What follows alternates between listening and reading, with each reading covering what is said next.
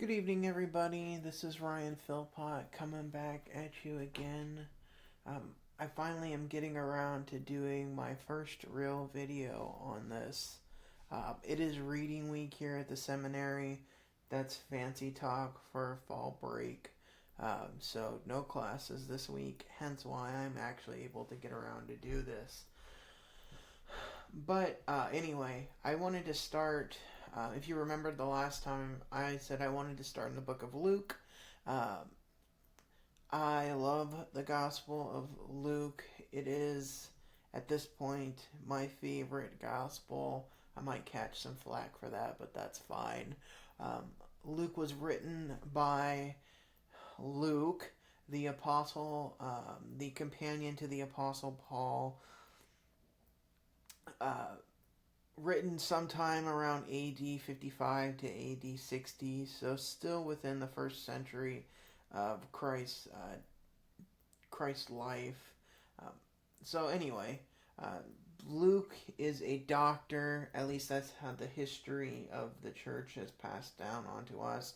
In fact, there are other references to Luke's. It's not only church history. Pardon me, is what I'm saying.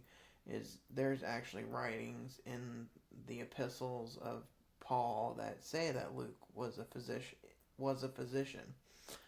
So anyway, um, I just wanted to open this recording up because we're going to talk about Luke and the gospel, and we're going to talk about Jesus. And so let's read these first four verses and kind of talk about them as Luke opens his whole letter here. So it's titled The Dedication to Theophilus. You'll see here this is Luke. This is the chapter. This is the verse. These are the verses. Pardon all of my highlighting. I underline words that I think are important and different various things. Anyway, let's just read. So, inasmuch as many have undertaken to compile a narrative of the things that have been accomplished among us, just as those who from the beginning were eyewitnesses and ministers of the word have delivered them to us, it seemed good to me also, having followed all things closely for some time past, to write an orderly account for you, most excellent Theophilus, that you may have certainty concerning the things you have been taught. Alright, so if you've noticed, this is actually one giant sentence. The period is right here. These first four verses are one long sentence. Most people think that since Luke was a doctor and well educated, he is very eloquent in the words that he uses.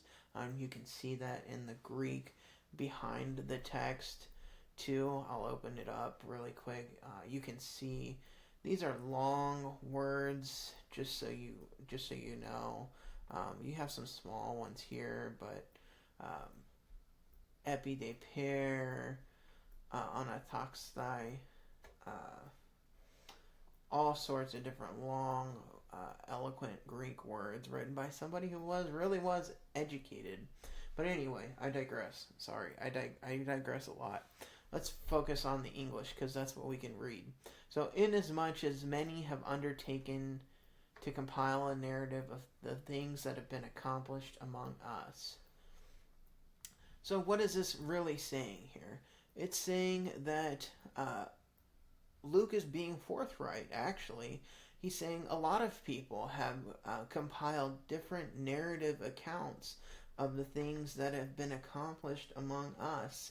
Now, the us here is a reference to the disciples of Jesus, not necessarily just to the apostles, but to all who follow Jesus, right? Because we all share in this story of faith that Christ brings us into, right? But anyway, so many have undertaken to compile a narrative of the things that have been accomplished. It's not as if this compilation is some myth or fairy tale.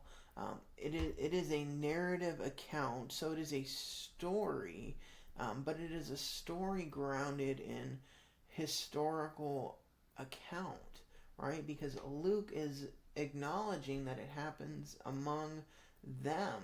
These people lived, they existed in time and space. Actions were accomplished among them. This is not presented as myth or, the tortoise and the hare, like some fable. And Luke goes on. He says, just as those who from the beginning were eyewitnesses and ministers of the word have delivered them to us. Just as those who from the beginning were eyewitnesses and ministers. Okay, these are going to be the apostles, largely. I mean, why? Because the apostles were with Christ. They were with Jesus from the beginning. And they were eyewitnesses and ministers of the word. They saw Jesus. They ate with him. They listened to his teaching. And they became ministers of the word, exorcising demons and proclaiming the good news of the kingdom. They too did these things. And Luke is saying, listen, okay, all of these things, all of these people that were eyewitnesses and ministers, these guys, yeah, they're the ones who have given us this information. Right? He's saying, this is who's given me this information. The guys who were there, who saw Jesus, hugged him, high-fived him, listened to him. They gave me this information. In other words, you can trust me. There's going to be a lot of that in these first couple sentences. It seemed good to me also, having followed all things closely for some time past, to write an orderly account for you, most excellent Theophilus. So Luke is taking up his pen, right? He's saying, okay, I've got all this information. I've got the story. I've got the history here, the eyewitness accounts. I've got all this. Okay, now it's time to do something about this. I have followed all these things closely, gone and talked, interacted. Now I'm going to act. And how am I going to act? I'm going to write an orderly account for you. Okay? An orderly account. Again, this is a story that will have a beginning and will have an end. It is not a conglomeration of mishmashed facts.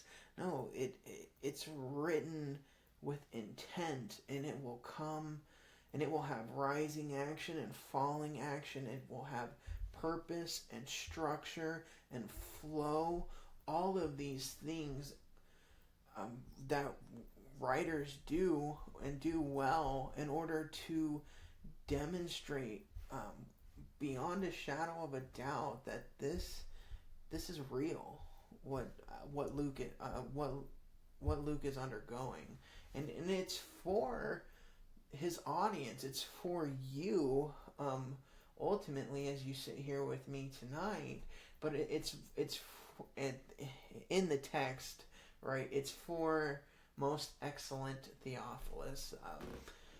This is a title, a very common greeting for people that typically held some form of status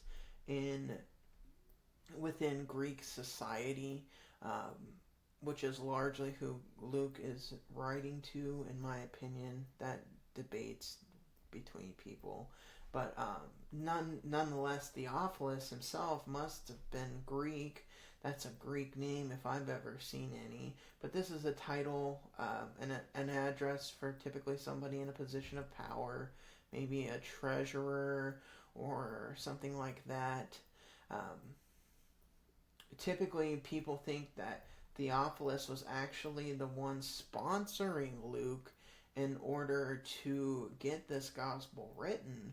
because you and I take it for granted in our time today, but it was expensive to write books down, especially something of this length.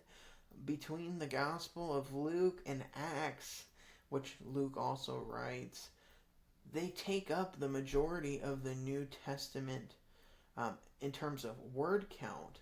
Those two books are a strong majority.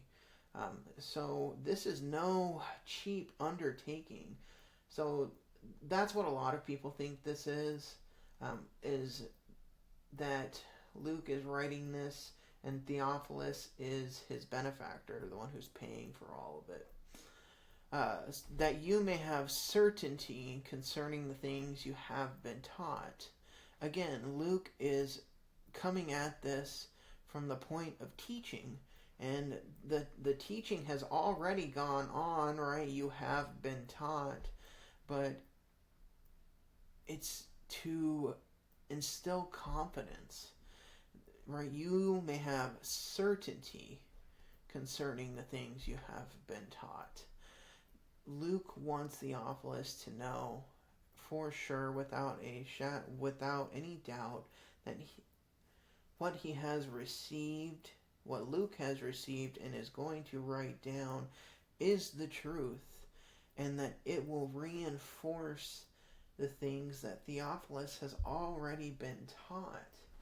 That word "taught" there is the Greek word for catechesis. That's a fancy word for meaning to teach. In the Lutheran circles, you may know the church has all sorts of catechisms, right? The Catholic catechism, the Luther's small catechism, and Luther's large catechism. This is the same word that is used in the Greek. In fact, here,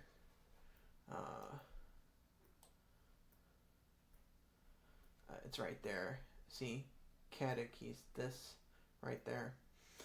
You can definitely make it out now. So, in other words, this is an instruction book meant to strengthen the faith of Theophilus. There is one other note here that I'll just end real quick. Theophilus is a Greek name. The first word here, Theo, means God. The second half of his name means lover. So his name literally means God lover. And there's some fun play on words that a lot of people like to say. Well, Theophilus might not have been a real person. I think he was. But instead, it's anybody who loves God. That's who this book is actually addressed to.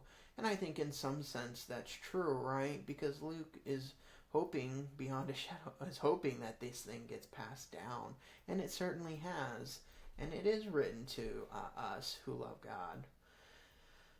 But yeah, it's a lot to unpack. And even just these first 4 verses here, absolutely beautiful way to open this gospel letter, to rest even us assured that, the Holy Spirit is at work in these men, and the Holy Spirit wants you to know that you can have certainty in regards to the things that you have been taught as well. So I think I'm going to go ahead and stop there. But yeah, that's the opening to the Gospel of Luke. We'll pick up next time. And we'll just kind of keep going through. And you'll start to see the Gospel unfold. You can see the next portion is going to jump into John the Baptist. And we can talk about why next time. But thank you so much for taking the time to watch this. It really does mean a lot to me, and this has been a lot of fun because I get to talk, and I hope you learned something. I hope that it was fun for you, and it was a blast for me. God's richest blessings to you. May God grant you peace and grace and mercy as we draw to a close. Good night.